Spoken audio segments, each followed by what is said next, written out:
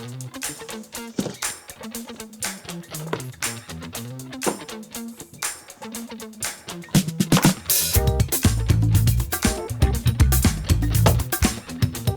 guys, and welcome back. My name is Patrick. This is Patchworks. We're back in the garage on a very cold day. It is December 5th in central Connecticut, and it's like 18 degrees out right now. My heater is working intermittently, so might have to do something about that. This is an uninsulated, detached garage. Is that cold?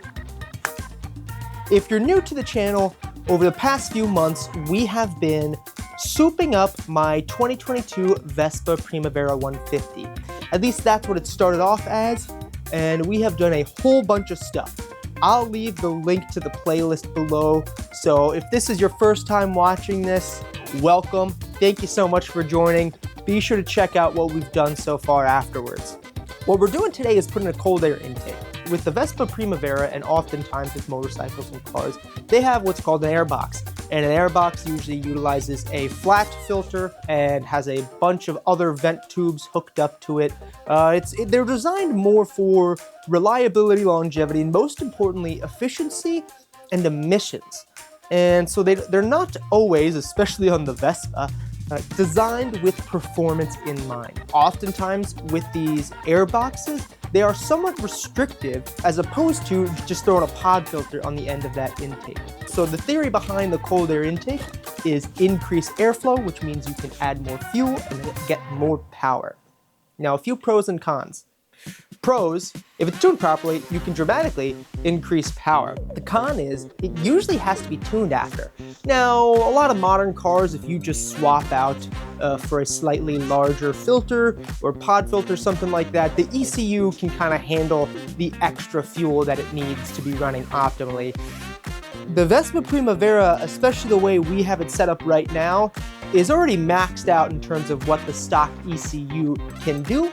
So with the big bore kit, the air filter we have on it right now, all that other stuff, we have a piggyback system, the Malossi Forcemaster 2.1, that allows us to increase the fuel even more, which hopefully will be enough to help us out with what we're doing today. So, we'll take a look inside the Vespa momentarily to show you what we're working with currently, but this is what we're going to be installing. Now this is the Extreme Scooter cold air intake system.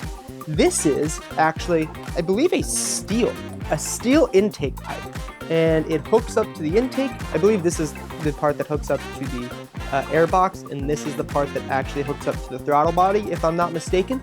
So essentially what we're going to be doing today is removing the stock air box, removing the stock rubber intake hose that goes from the intake box to the throttle body, and we are going to be attaching this directly to the throttle body.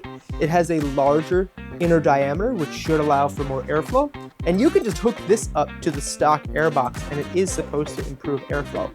But on top of that, we are going to be throwing a pod filter on the end. Now keep in mind, with this being inside the engine bay, in the summertime, that means that potentially, especially at a standstill, we're going to be dramatically increasing the intake temperature. Now this intake is actually going to be removed by the time we get to summer, because we're going to be throwing a turbocharger on it, but we're not going to get into that right now. Another thing to keep in mind, with the Vespa Primavera, there are two other breather vents that attach to the airbox that you have to address. So there is one from the valve cover. As the engine heats up and cools down, the pressure inside that valve cover increases and decreases, and you want a way to be able to vent filtered air in and out. So we're going to be attaching one of these air vent filters, pods, to that, as well as there's another breather vent going from some other part of the throttle body to the airbox vent. So we have two of these pod filters, which should address that. Now, as I said, with increasing the airflow, we're gonna have to increase the fuel. The way you know how much fuel to increase is you have to essentially read the exhaust. And you do that by using an OBD2 O2 sensor. The stock Vespa Primavera comes with a narrowband OBD2 sensor. But as it's set up right now, there's no way for us to get in and actually read what that's saying. So what we're going to be installing today is a standalone wideband OBD2 sensor with its own fuel ratio gauge, as well as its own OBD2 sensor, power supply, all that stuff. In our last video, we installed a wet nitrous system by NOS. And sticking with the similar theme, we have an Air Fuel Ratio Gage and system by NOS. NOS is owned by Holley. We have another Holley gauge coming in as well. If you haven't seen our last video, go ahead and check it out after this one. We hooked up a wet nitrous system by NOS to the Vespa and did increase our 0 to 60 time, even though it is super improperly jetted right now. We have more parts coming in to better tune it. When those parts come in, it should make an even more dramatic effect on our top speed as well as acceleration. So subscribe so you guys don't miss out on that video. This is an air fuel ratio gauge. This is set up for normal gasoline. We've talked about air fuel ratios in previous videos, and we're going to go a little bit more into that today. So depending on what type of fuel you're using and how your engine is tuned, you want a different air to fuel ratio, which simply means how much fuel are you adding per given volume of air.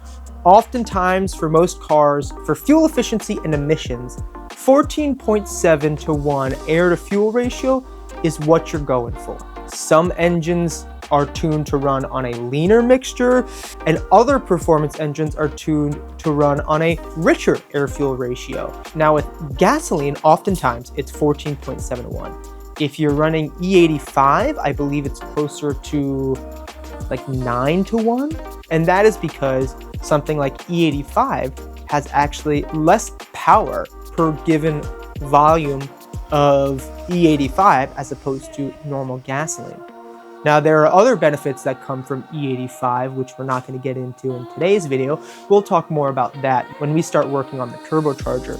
But we run 93 octane in our Vespa right now, and we might be increasing that octane depending on how the tuning goes with the nitrous and or the turbocharger. But for right now, we run 93 octane in the Vespa. And the air fuel ratio we're trying to attain is a 14.7 to 1. On a narrowband O2 sensor, you don't get a lot of detail in terms of the exact fuel ratio you're going for. The narrowband sensor tells you three things.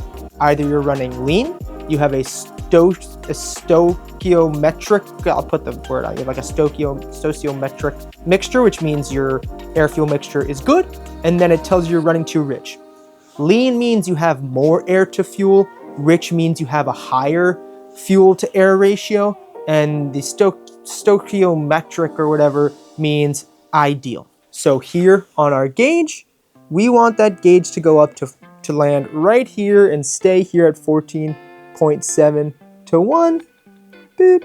Right there is where we want it. The O2 sensor can't tell what fuel you're using. Even the wideband can't tell you what fuel you're using. It just tells you whether you're on point, running lean, or running rich. So this specific gauge is set up for gasoline. When you're right on point, it's going to tell you 14.7 to 1. But even if we start running E85 in the Vespa, it's still going to read 14.7 to 1 when our air fuel mixture is set perfectly. Because this is set up to 14.7 to 1, the O2 sensor can't tell what fuel you're using. It just knows whether it's too lean, too rich, or right on point. All that being said, we are going to be installing an additional O2 sensor to our exhaust. Easier way to do it would just be to remove the stock O2 sensor and just put this in that stock O2 sensor's bung, the actual name for it, the part you screw in. It's called the OBD2 bung, all right? Get your mind out of the gutter. That would be easier. But most likely, we'd end up throwing a check engine light on the dash, which I'd like to avoid, and or the ECU is going to struggle to figure out the right air fuel mixture at lower RPMs. The stock Vespa O2 sensor really only affects the air fuel ratio below 6,000 RPM.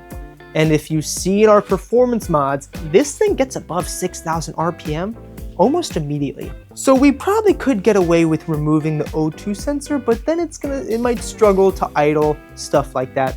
Might throw code. We don't want to do that. So what we're doing instead is we are going to be adding a second O2 sensor. The kit we got from NOS comes with its own bung. The O2 sensor just sticks out ever so slightly past that.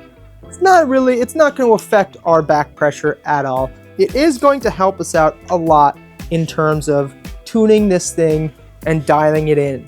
As of right now, we don't have a way to flash the ECU, which means we can't actually tune this ECU the way we really should be. We have a piggyback system, which means it uses the stock ECU and allows you to add additional or take away a little bit of fuel on top of the stock Vespa's fuel map. And it only allows us to do that in 3 areas. It's not as tunable as if we were to flash this or get an aftermarket ECU. Now, you guys let me know in the comments below, but I have yet to be able to find a aftermarket ECU or like an open source tuner that I can use on the Vespa Primaveras.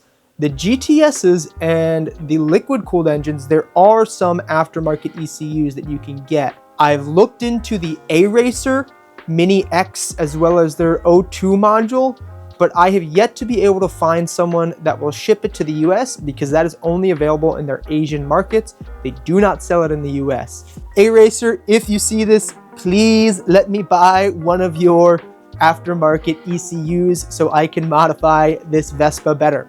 The other option is flashing the ECU. Now, I don't know a whole lot about that. If you guys do, let me know in the comments below. I've had someone reach out about an open source flashing system, stuff like that, but I have yet to get any more details in terms of how that works. Again, if you guys know, let me know in the comments below. There's an easy part to this project and a harder part to this project. The easy part, hopefully, please let it be easy, is just removing that air box, removing the stock intake tube, disconnecting the breather vents, and hooking this stuff up. That's super easy. The harder part is going to be attaching this second OBD2 sensor. It should be welded. These are stainless. This is a stainless bung. That's a stainless exhaust tube on our Krapovich exhaust. I don't want to just butcher the thing. Unfortunately, I think that's really our only option because I don't know how to weld. The super easy and simple option is to drill a hole in the exhaust. We got to do that either way. We got to drill a second hole for this bung to sit. And then honestly, I would love, and I could probably get away with just using some exhaust JB weld and you putting that right on the exhaust pipe, letting it cure, and then it pretty much should hold. I mean, I've seen some stuff with that exhaust JB weld before and it's super strong. What I should do, and what I'm gonna have to do once we start messing with the exhaust for the turbocharger, is I should really weld this. I am unwilling to start learning how to weld with gas. That is way more than I want to get into right now. I don't want to have to buy gas tanks. I don't want to have to fill them up, all that stuff.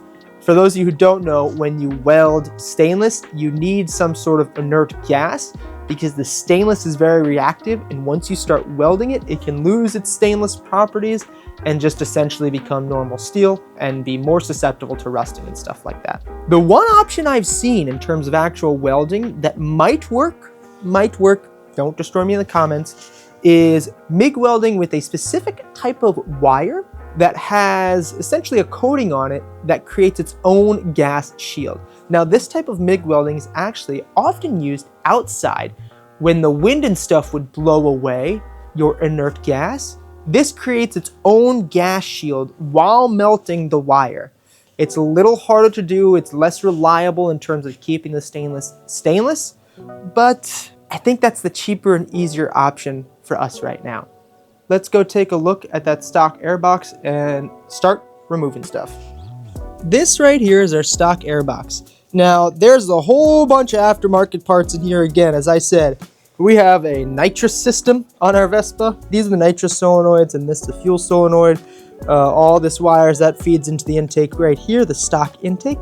So we're gonna have to remove this wet nitrous nozzle here.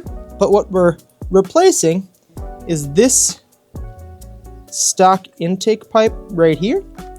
and this box. Now, as you can see, or maybe not see, there are 2 vents that go to that intake box, which we're going to throw in those pod filters on. And this is that stock intake tube. And you can already tell that the diameter of that is thinner than the other one. So what I'm going to do right now is step into my house, and hopefully this heater will heat up the garage a little bit more, have a quick bite to eat, and then we're just going to start ripping stuff out.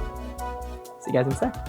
So this is the difference between the aftermarket intake hose and filter, and this is the intake hose. I'll show you the air box in just a sec. But this has a much larger inner diameter. This is just a grommet that fits over the throttle body. But this is a 2-inch inner diameter, and this is closer to like 1.5 inches, if even. So even just using this on the stock airbox should be a dramatic improvement in airflow. This hole right here is a very poorly drilled hole for this, which I don't know what we're gonna do. I should probably drill it. I should probably just get that out of the way before we put this back in. Let's remove the airbox real quick. So there's just 2 screws.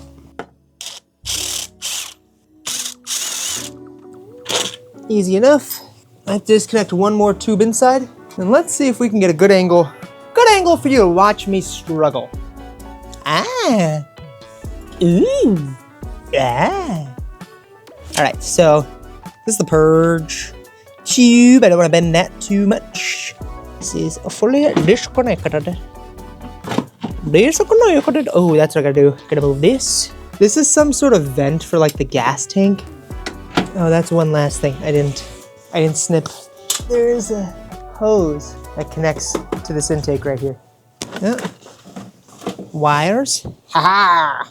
Yes. Look how restrictive that is. That's ridiculous. Come on.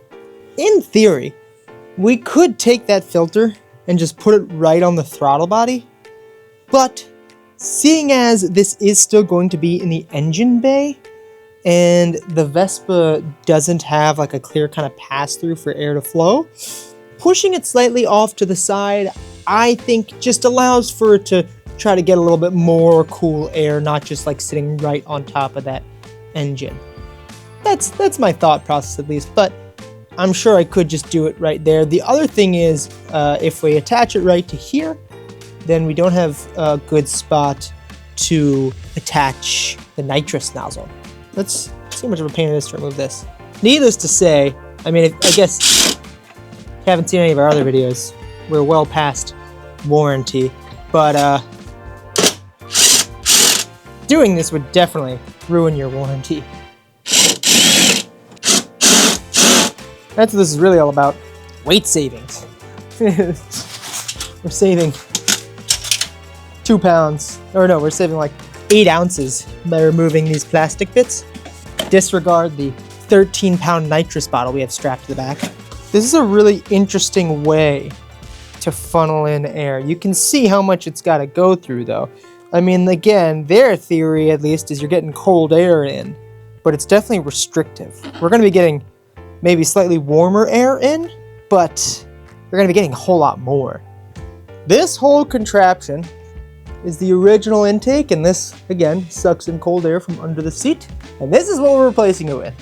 We'll see if it's worth it or not. You could literally just order this filter, because that's like 1.5 inch opening, I believe, and this is technically 1.5 inch filter, and inner diameter of this filter. And you could order this, and you get yourself some vent filters as well, and be golden. I mean, you guys in Asia, you guys have people who are tuning these things on the stock Vespa ECUs. We don't have that here. If any of you tuners out in Asia who are tuning this thing on the stock ECUs, you can let me know in the comments or reach out to me on Facebook or Instagram or TikTok. Let me know how I can flash this stock ECU to really maximize all of these performance parts we're adding. I should probably attach this before I do anything else. It's just gonna make everything a whole lot easier. I think I should technically probably do it off to the side so that if we can figure out how to put the boot back in, it won't interfere. I tend to just use my drill press. I think that would be easiest.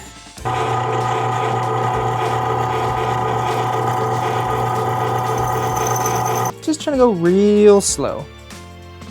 Real slow. This is not making a clean cut. Any definition of the word. Hopefully I'm not ruining this brand new intake pipe I just got. Getting a little nervous. I'm gonna clamp it. That belt was slipping.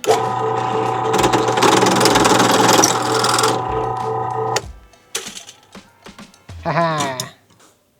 Nice. Little hole in there. I widened it up a little bit more with my step drill that we used to actually drill in the holes in the dash for the nitrous. And I also have a little O-ring, an O-ring on this. I think this is the better option than trying to tap this super thin metal to thread directly into the thingamabobber. I am going to Loctite this bee in so that this stays. We're gonna tighten this down, Loctite it, and that'll be that. And then we can thread back in our nitrous nozzle. Well, excuse the extra background noise. Got one of them propane torch heaters, and don't even bother with those diesel heaters. Goodness gracious. I mean, I don't know how much propane this uses, but this thing, like I'm about to take off my jacket and it's in the 20s outside, which is below 0 in Celsius for my viewers across the pond or anywhere else in the world. This is the intake, so pod filter, nitrous nozzle.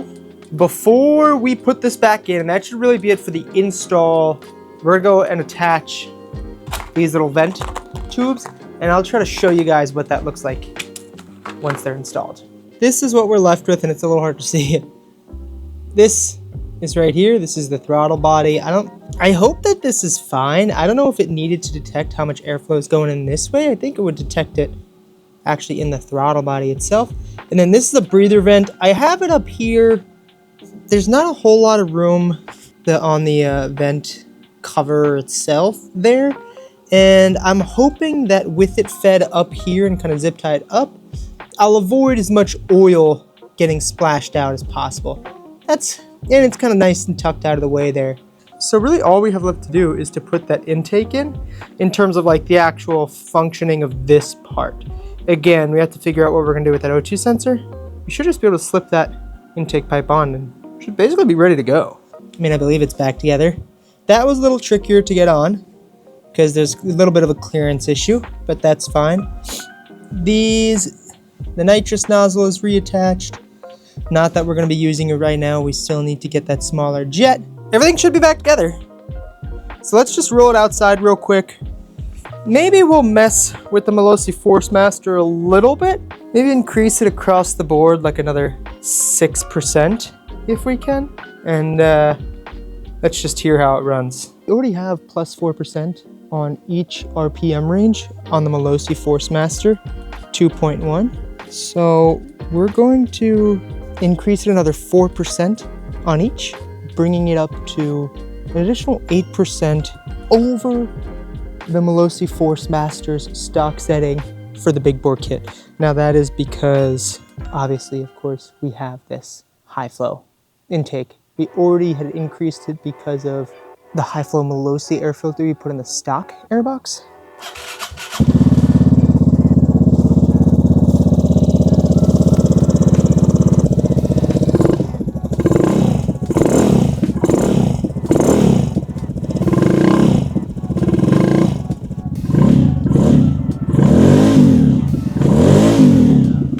Seems to be working.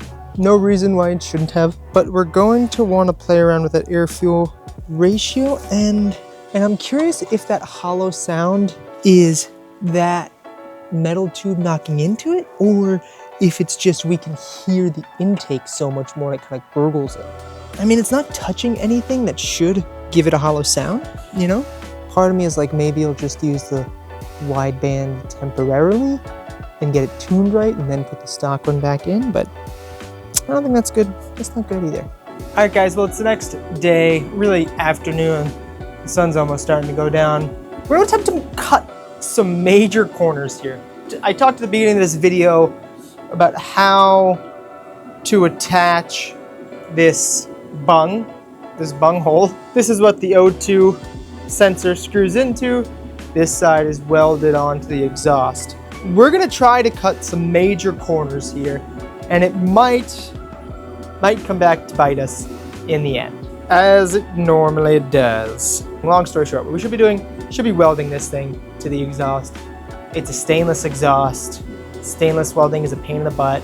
You really should be using a gas shielded weld. I don't have a MIG welder. I have a friend who has a MIG welder, and I've done nothing in terms of planning a way for me to either use it or for him to come over and use it for me. I don't have the time to learn how to weld. Long story short, I don't have the time to learn how to weld. What I do know how to do is JB weld. What we're gonna be using is Inferno Seal metal repair. And essentially this is like exhaust JB weld. The reason I'm not using JB weld is because this is the highest rating I've seen. It's 2000 degrees Fahrenheit or 1093 degrees Celsius. And I saw some crazy stuff online. Google AI told me that your exhaust pipe for the Vespa could get up to like 700 degrees Celsius, which I gotta call BS on. I mean, there's just no way that this Vespa is getting up to 790 degrees Celsius, the exhaust pipe. That'd be crazy, at least under like normal conditions. But this stuff is good up to 2000 degrees Fahrenheit, over 1000 degrees Celsius. So what we're gonna do, guys, we're gonna JB weld this bung in, and we're gonna just call it there. Only thing that's gonna be holding up is it's gonna be keeping this positioned, and even with that said, I can attach this to the Vespa's frame in a way that it takes up even more of the pressure off of this. I mean, I doubt you're supposed to do it that way. This definitely isn't supposed to receive pressure, but this thing is like a few ounces. So that's what we're gonna do. This stuff cures, and it says 2 to 4 hours. Let's go take a look and see where we want to actually position this. All right, guys. So there's really no good place for this. What I had been thinking in my head was like right here, but I wasn't visualizing this dipstick right here, and I was imagining this stuck out a little bit further. The stock Vespa one is right here. I don't know if you guys can catch that, but it also has this like really long extended part that sticks out because this pipe is so thin, it has to stay like raised off of it. I don't even know. Let me take a look while I'm not trying to film. Now guys, this is really the only place I can visualize this working without it like sticking out on the side here. This is only temporary, unfortunately.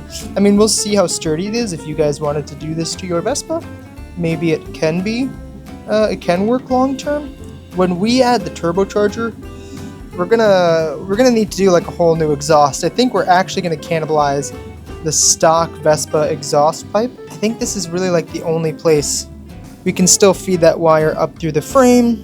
Yes, it looks weird, it looks bad, I get it, but we don't have a lot to work with here, unfortunately. We're gonna mark this and then remove the exhaust. Just get to drilling, I guess. Well, this is what we settled on. It is a little far back, so I kept it in just to position it.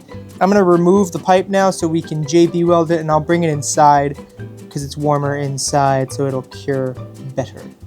I have this done up to where it like should stay for the time being. It says it sets in about 2 hours, and while this is setting, we're going to be hooking up the reader. Gauge. Gauge is the word I'm looking for. I wonder how toxic this stuff is. So I grabbed JB weld because I gotta go return this. This stuff was rock hard. This cured on its own a long time ago. How does this work? It says it's a skin irritant. Wooden shim. I use these damn wooden shims. You pick them up for like shimming flooring and stuff like that. I think is at least what I had it for. I use these things. I break them and use them as like little dipsticks like this all the time. This is about as terrible of a job as I could have done. Don't do this. Don't do this. Oh my God. I just destroyed this thing. Now, is that not the ugliest thing you've seen in a while? So we're gonna let that cure here for about an hour or two. Once it sets, we will move it inside, let it cure for the rest of the night. In the interim, we'll hook up all the electrical for the gauge. So by hopefully tomorrow morning, we'll be ready to test it out. All right, that is detached. We're gonna feed the wires under here in the mount where the windshield, the wind deflector goes. These are our two nitrous activation buttons. This is the purge, and this is the actual nitrous button. All right.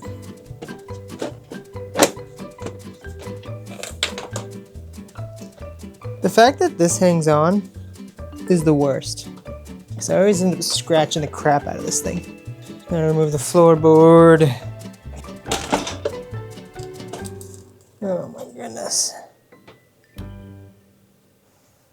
I believe it's all in. This is the power.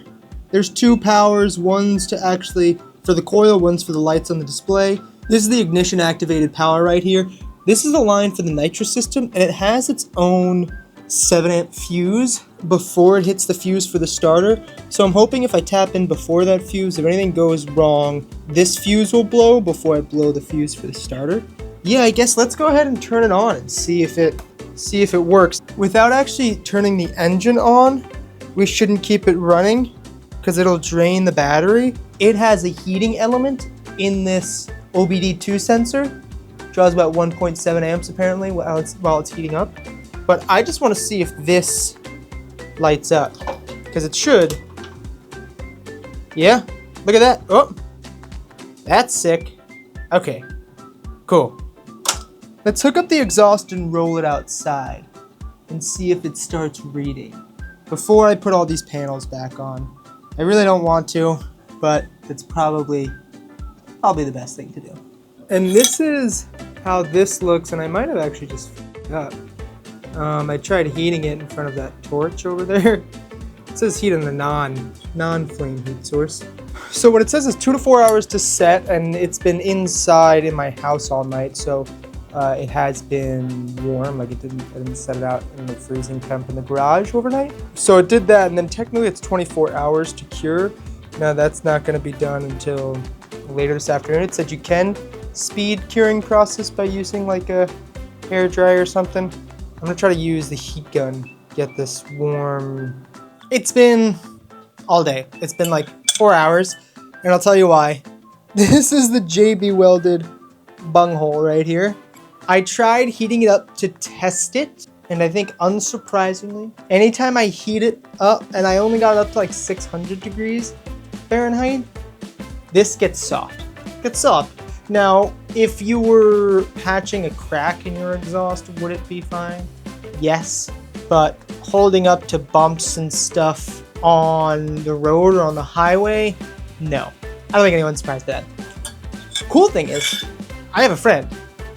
I actually have a friend, guys. Who would have thought that? But I have a friend who has a cheap 120 volt MIG welder from Harbor Freight. So what we're going to be doing is undoing everything I just did. I'm going to grind this bung out.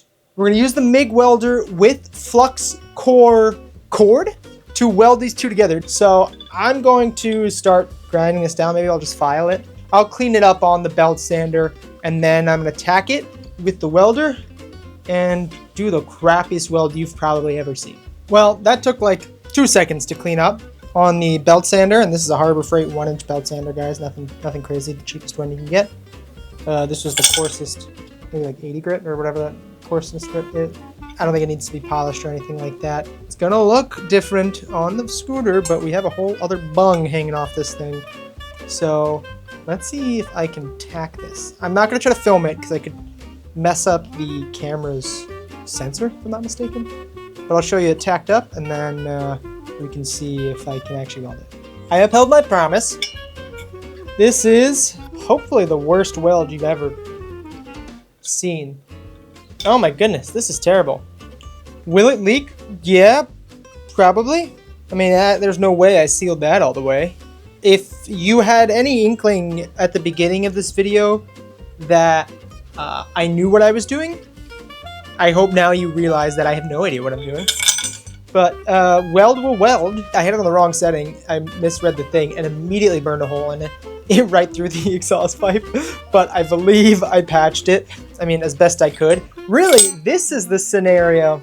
This is the scenario of when I now use that exhaust putty But now we can get, hopefully, air fuel ratio reading. Hopefully, fingers crossed, we shall see. Really all this needs to do is hold that thing in.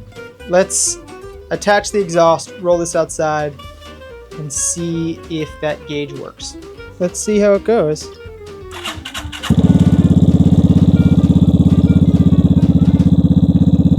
I don't know if it needs to heat up or what, but this would indicate that it's running super lean. Let's see what happens once it heats up. I mean, I did straight pipe it. I mean, I did remove that air box, so maybe. This would imply that the idle is running super lean. But that being said, it's still warming up. Maybe we wait till it warms up a little bit. So it's at like 11. We want it to be at 14.7. So I was wrong. That's running rich. So I lowered it. We're at 4%. I went up to 12%. That's way too much. I went down to 4%. And this is just for idle. We're gonna have to ride it around at various RPMs to see how this stays.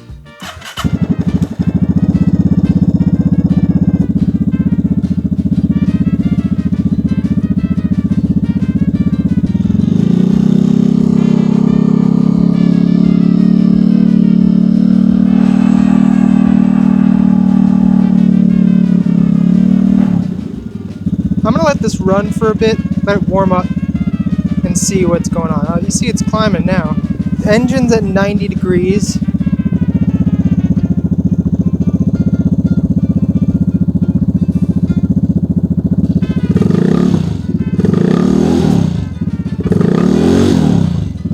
And that jumps up because we're letting off the gas, so obviously. See that though? It's staying, that's good. It's staying right at like 13%. Or I mean 13.1, which means it's running a little rich, which I'd rather be on the rich end than the lean end. Well, I'd say that's a success. Again, we don't have that much adjustability, so we have plus 4% along the whole RPM range, which is what we were running before. So we might have been running very rich before. The stock ECU can still kind of take over though if we're running too rich to bring us back to that 14.7 air fuel ratio, 14.7:1 air fuel ratio. It seems like it works. Let's roll this back in the shop. Let's put everything back together, and then it's too late today. It's 3:15. I don't think this is going to be done and back together before it's dark. So I guess we will be testing it out tomorrow. But the cool thing is we'll also be able to see what's going on with the nitrous. It is back together.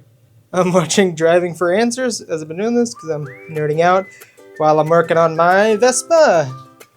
This is where I've mounted the gauge, and for now I just used Velcro. I used Velcro on the bottom, Velcro on both sides, and I clean the surface well. I'm hoping that works. I'd rather not have to drill into the dash, but I can if I need to, or I can like super glue it or something if I really need to. And then guys, I mean the lighting's terrible, but this is how that looks, and from this angle, in this lighting, you can barely tell how much of a crap show that is. Now, will it leak exhaust gases? Yeah, probably. I mean, that's not sealed for sure, but it's pretty much sealed. And again, this exhaust is only going to be on here for another like 2-3 weeks until we start doing that turbocharger. I'll see you guys tomorrow with a high of 28, which I'm not excited about. With this, we'll tune the Force Master 2.1 a little bit and do some more acceleration and top speed runs. So I'll see you guys in a sec.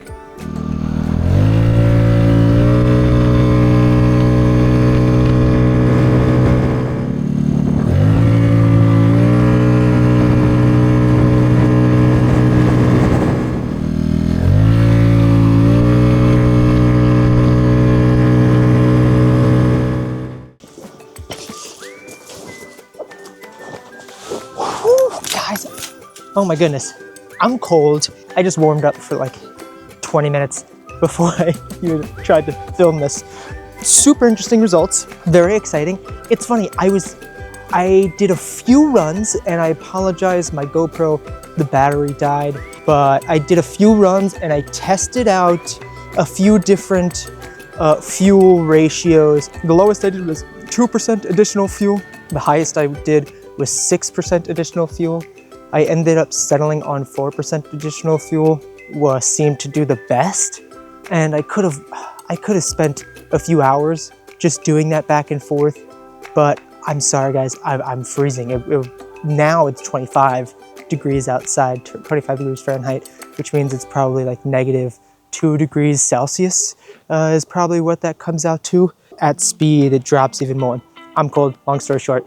Thank you guys for sticking along. So with 4% additional fuel on all 3 of the RPM ranges on the Malossi Forcemaster 2.1, we did our best 0 to 60, and that's what we did our top speed run on.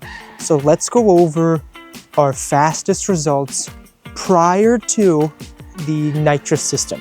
So 0 to 30, 3.16, 0 to 50, 8.78, 0 to 57, 12.74, 0 to 60, 15.33. That was after the overdrive gear. Before the overdrive gear, 0 to 30, 2.94, 0 to 50, 8.68, 0 to 57, 12.55, and 0 to 60, 15.30. So keep that in mind. That's before the overdrive gear. So that lowered so we had a lower top speed, but a faster acceleration. Today, with the cold air intake, 0 to 30, 3.21. Okay, nothing crazy there. 0 to 50, 8.69, 0 to 57, 12.55. So we got back to where we were at before the overdrive gear, but our 0 to 60, 14.51. Our 0 to 60 went down to 14.51. Our fastest 0 to 60 with the wet nitrous system was 14.45. That is 0.06 seconds. Second difference between using the wet nitrous system and just this cold air intake. Again, the wet nitrous system needs to be tuned. The temperatures really our enemy here, because in the garage, this tank is up to 600 PSI, and after driving around, it's down 400 PSI, and we tested it briefly. It is getting too much fuel. That's the issue. We'll go into that in the next video though. Disregarding the nitrous from our fastest time after the overdrive gear.